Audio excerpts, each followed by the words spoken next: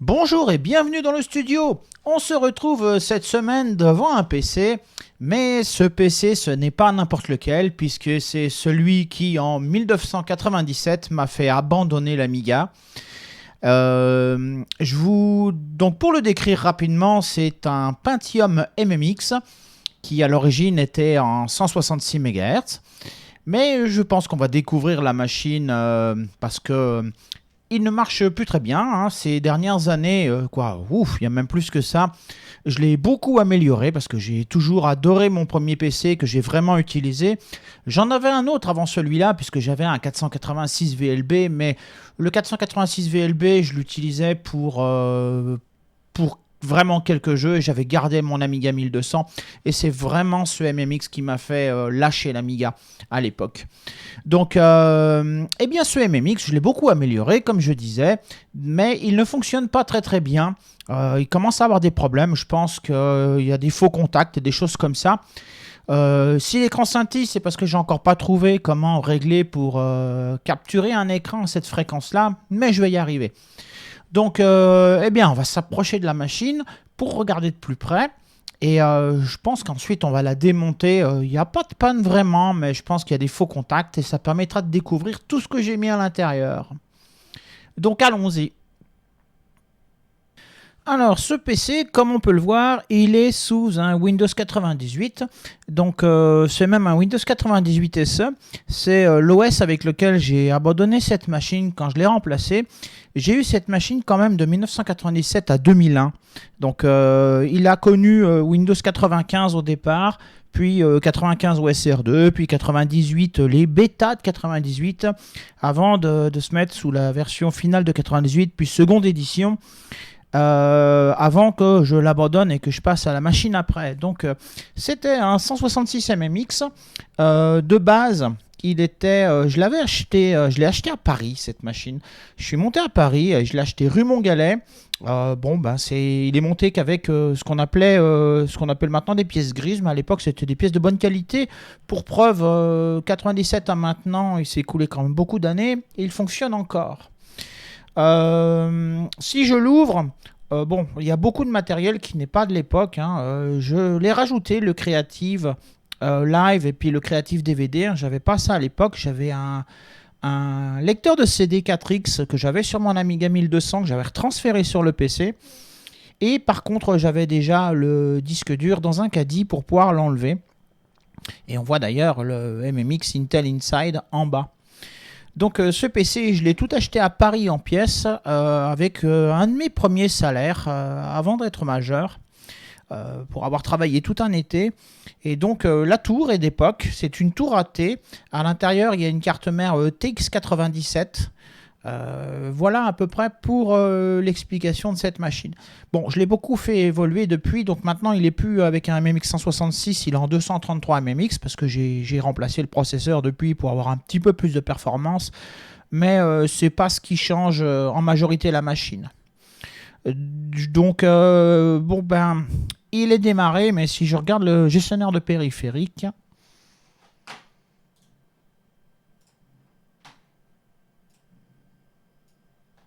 il y a pas mal de rouge dedans.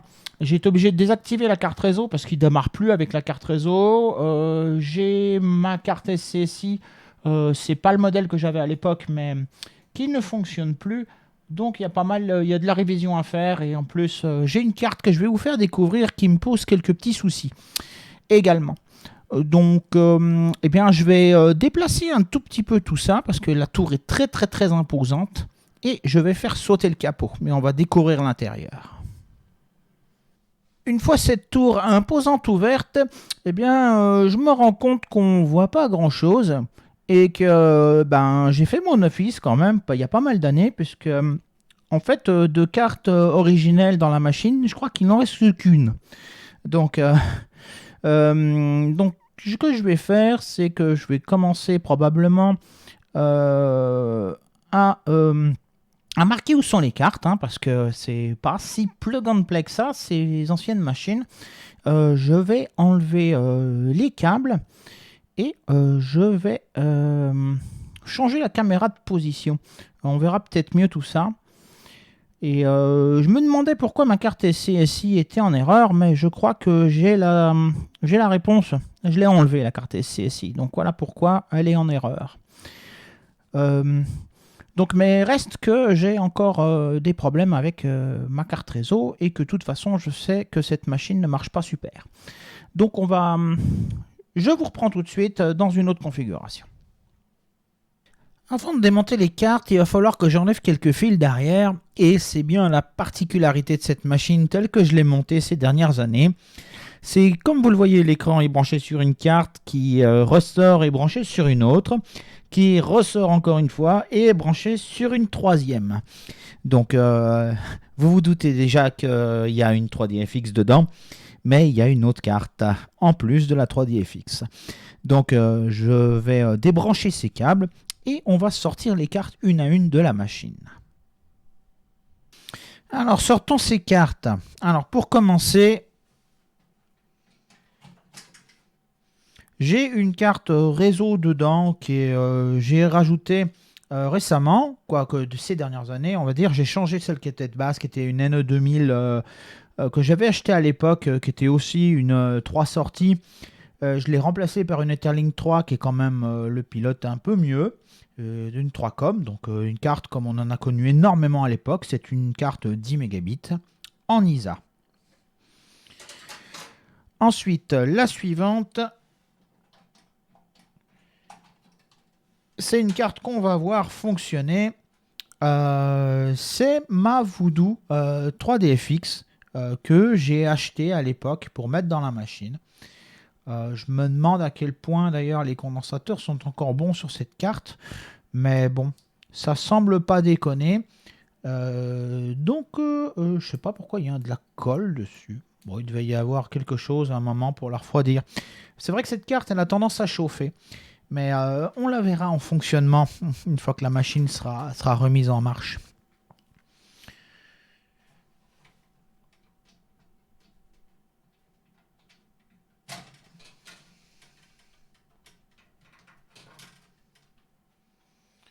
La suivante, qui est connectée sur la face avant de la machine avec le panel, c'est la Sound Blaster Live Platinum. Ou Gold, je ne sais plus exactement. Gold, peut-être bien, oui, c'était le plus beau modèle de l'époque. Dans cette machine, à l'origine, j'avais une Sound Blaster 16 Value. Et comme j'ai trouvé cette carte il y a quelques années, eh bien, je l'ai remplacée par cette Sound Blaster Live PCI qui va très très bien et qui est une très bonne carte, qui n'a pas de bug de hanging note ou quoi que ce soit. Et c'est une très très bonne carte, une carte haut de gamme.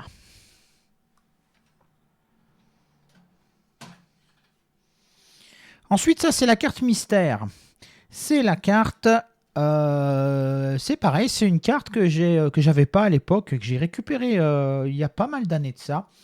C'est une DXR2 de Creative. Alors, à quoi sert cette carte? Eh bien, c'est un décodeur MPEG-2 matériel. Et on peut, un 166 ou 233 mmx n'a pas du tout la capacité de lire un DVD, mais avec une carte DXR2, c'était un décodeur matériel et ça permet donc de lire des DVD sur la machine. On verra ça aussi. Il y a quand même quelques petites limitations avec cette carte, mais on en parlera. Et finalement, la grosse dernière, c'est une Matrox Millennium. Matrox Millennium que j'ai upgradé avec de la mémoire pour la passer de 2 à 4 mégas, ou je crois, de mémoire, ce qui lui permet d'accéder aux hautes résolutions. C'est pas la carte que j'avais à l'époque. Moi, quand j'ai monté cette machine en 97, j'ai mis une Matrox Mystique. Donc, c'est la petite sœur de celle-là, avec seulement 2 mégas de mémoire non extensible sur la Mystique. La Millennium est quand même plus rapide et avec l'extension de mémoire, on peut monter dans les très grandes résolutions. À l'époque où j'avais cette machine, je l'avais branchée sur mon dernier écran d'Amiga, qui était un Iyama de 21 pouces, un Hidden Ranger, un écran multi-5 de 21 pouces. Et donc, je l'ai utilisé sur ce PC. Mais la Mystique, elle est très très bien à l'époque pour cet écran 21 pouces, parce que cet écran 21 pouces n'était pas capable de monter en très grande résolution, malgré qu'il soit 21 pouces. Donc la Mystique, elle est bien. Mais à partir du moment où je suis passé sur des écrans, genre celui qui est à côté, un 17, un peu plus tard, à la fin, où j'ai utilisé cette machine, eh bien, c'est à ce moment-là que j'ai mis la Millennium. Et c'est récemment que j'ai mis les extensions mémoire. Donc voilà, ce qu'on peut voir dans le fond, c'est que c'est pas du tout comme les machines actuelles, hein. Le CPU est minuscule, son radiateur est minuscule et le ventilateur est intégré. Ça fait même pas un centimètre de haut et c'est suffisant pour refroidir une machine de cette époque. Il y a une pile qui a été remplacée il y a quelques années, elle est bonne, donc elle a toute la config. Et chose que j'ai faite sur cette machine aussi, je l'ai faite il y a bien des années, c'est que je lui ai rajouté un port USB. En fait, cette carte mère, c'est une TX97, je ne sais plus de quel fabricant elle est.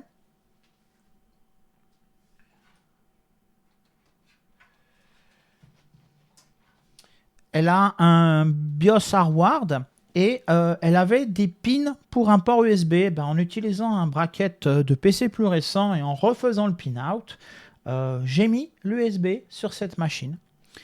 Cette carte mère, c'est une des cartes mères TX97 anciennes. Donc, elle a, on va pas le voir avec toutes ses nappes, c'est dommage. Elle a des emplacements SIM, elle a des emplacements pour mettre. Ah non, elle est full SDRAM celle-là. Elle a beaucoup d'emplacements pour mettre de la mémoire. Elle a 4 emplacements SIM 32 bits qui permettent de mettre de la mémoire. Et en fait, elle a aussi 2 emplacements DIN qui permettent de mettre de la SDRAM. Donc quand j'ai acheté cette machine, moi je l'ai montée en 16 mégas, 2x8 en barrette DIN. Et SIM, pardon, et plus tard, eh bien, je l'ai passé en 32 mégas en SDRAM. Bon, là, j'ai un peu abusé, elle a une barrette de 128. Donc, elle a largement assez de mémoire. Voilà, on a découvert les cartes. Il n'y a pas de réparation vraiment à faire sur cette machine. Ce que je vais faire, c'est que je vais nettoyer tous les contacts et je vais réinsérer les cartes parce que j'avais des problèmes avec la 3D FX qui disparaissait, ma carte réseau qui ne marche pas et des choses comme ça. Donc je la nettoie, je la remonte et on va la découvrir un petit peu en fonctionnement. Pour ce qui est de sa configuration de disque dur, donc il a un disque dur dans ce boîtier qui date de l'époque, mais c'est pas le disque dur de l'époque parce que j'avais pas ce genre de disque moi dans cette machine. Ça doit être un 4 Go celui-ci.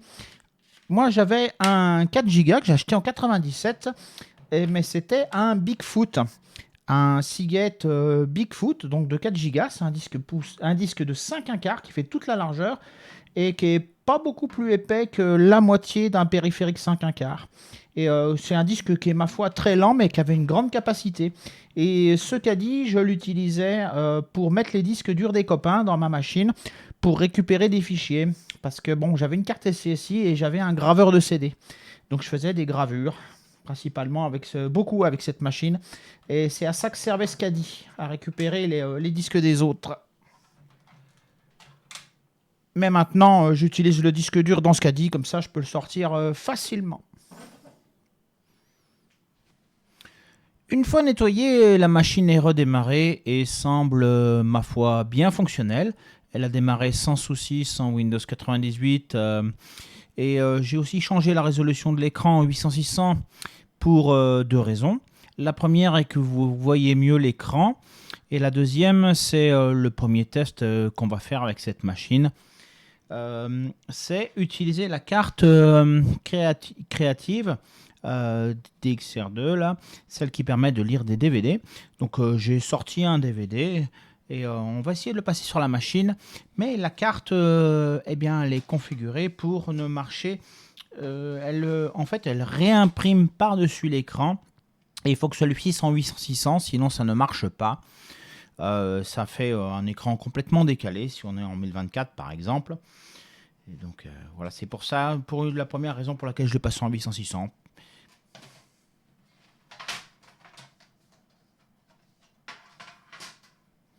Donc quand on met un DVD dans la machine, vous allez voir ce qui va se passer. Donc je choisis Total Recall. Et donc comme on a une carte matérielle, eh bien ce pauvre 233 MMX va être capable de lire un DVD en pleine qualité.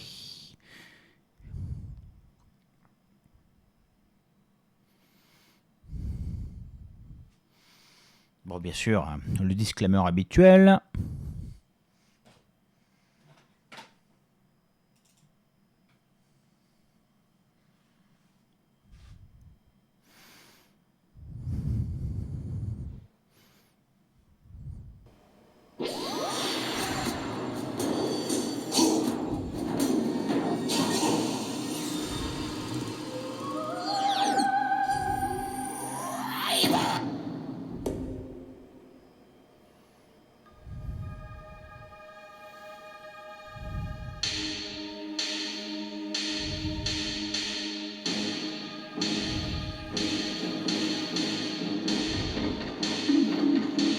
Ces vieux DVD sont quand même très beaux sur un écran à tube,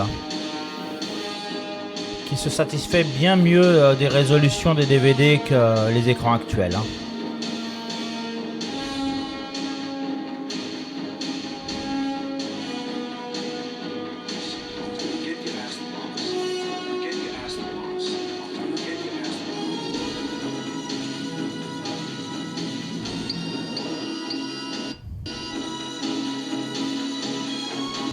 Donc bien sûr, je ne vais pas aller plus loin parce que je ne veux pas avoir des problèmes à passer un morceau de vidéo bien connu sur YouTube. Mais voilà la carte de décodage MPEG-2 qui marche très très bien. Ce PC, je n'ai pas gardé les écrans de l'époque, c'est dommage parce que je regrette à moitié mon gros 21 pouces d'Amiga que j'avais à l'époque récupéré. Mais il est quand même pas plus mal sur un 17 pouces. Mais c'est un 17 pouces vraiment récent. Pour le clavier, c'est celui que j'avais acheté à Paris à l'époque, c'est l'original. Comme vous remarquez, il n'a pas jauni celui-là. Il était quand même relativement de bonne qualité finalement. Et la souris non plus. C'est une souris DEXA, donc pas chère, à 3 boutons. Mais si on regarde derrière, c'est une Logitech. La raison pour laquelle j'ai une souris 3 boutons, c'est que j'étais pas seulement sous Windows 98, mais j'étais aussi sous Linux à l'époque. J'avais déjà installé la première Slackware sur cette machine-là. Bon, je ne l'ai plus, donc je ne peux pas vous la montrer. Mais ce qui m'a fait vraiment changer de l'Amiga vers le PC, c'est un jeu que j'ai joué à l'époque, que j'ai fini en mode 2D avec une pauvre carte mystique et que j'ai fini une deuxième fois et je pense une troisième et une quatrième avec la 3DFX en 21 pouces à l'époque. Je veux bien parler de celui-là. Voilà. Avec la 3DFX qui marche très bien. C'est Tomb Raider.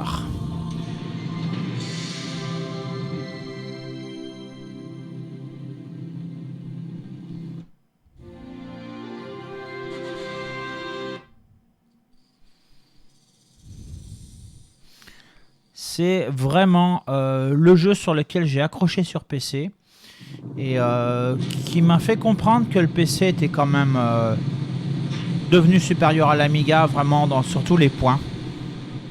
Avec le son, l'image, la 3D et qui à l'époque m'a fait ranger mon 1002.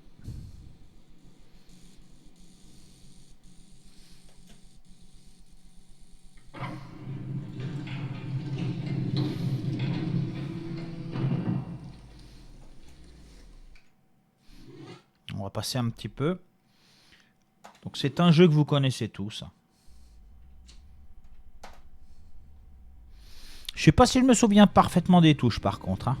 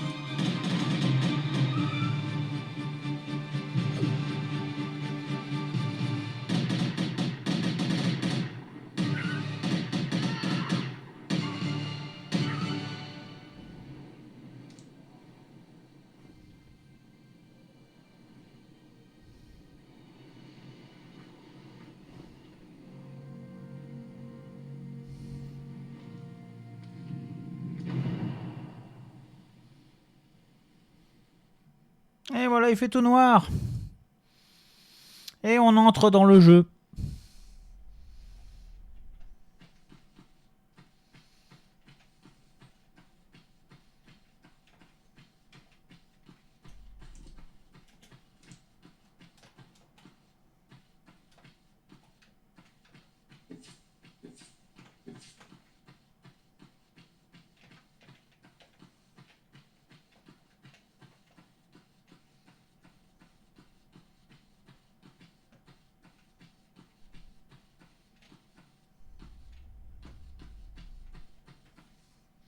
Bon, ça va être dur pour moi, parce que sachant que je me souviens plus des touches, mais je sais qu'il y a un medpack à récupérer ici, et ensuite il faut aller de l'autre côté. Et voilà, bah ça voilà, c'est Tomb Raider. C'est un jeu sur lequel j'ai passé mais des heures et des heures et des heures. C'est pas possible. Et d'ailleurs l'écran est mal réglé pour ce jeu.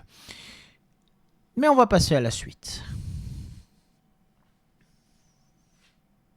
Pour terminer, il y a d'autres jeux qui exploitent la 3DFX. Et pour ce faire, j'ai sorti mon volant que j'ai acheté un petit peu après mon PC là, mais qui a fonctionné à l'époque sur ce PC là. Bon, je vais utiliser un jeu qui supporte pas vraiment ce volant, mais on peut l'utiliser quand même. C'est Need for Speed 2 SE. Je vais approcher la caméra pour pas être devant l'image. Et c'est parti. Je vais vous laisser l'introduction parce qu'elle est vraiment sympa.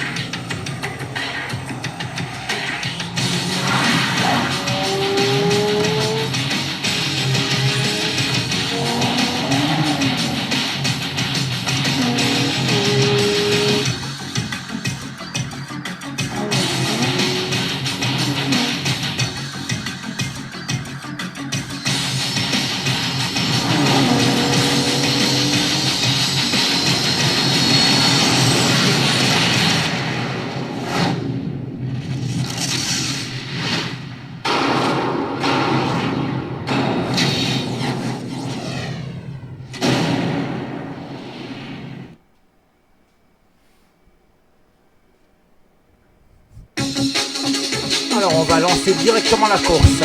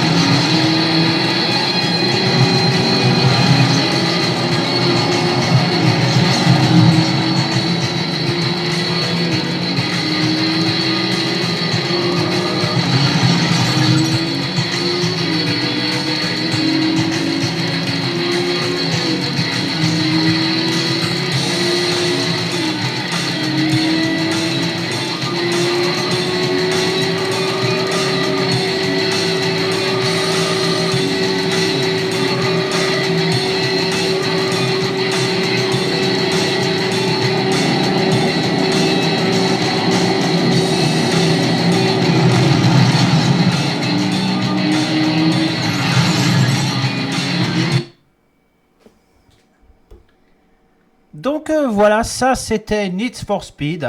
Bon, j'ai arrêté hein, parce que bon, sinon ça va être trop long. C'était mon Pentium MMX que j'ai eu en 1997 et que je suis très content d'avoir conservé. Une super machine pour jouer à des jeux de l'époque avec les premières cartes, la première carte graphique 3D, donc qui est la 3D FX. Donc ce sera tout pour cette semaine. Moi je vous dis portez-vous bien et à bientôt.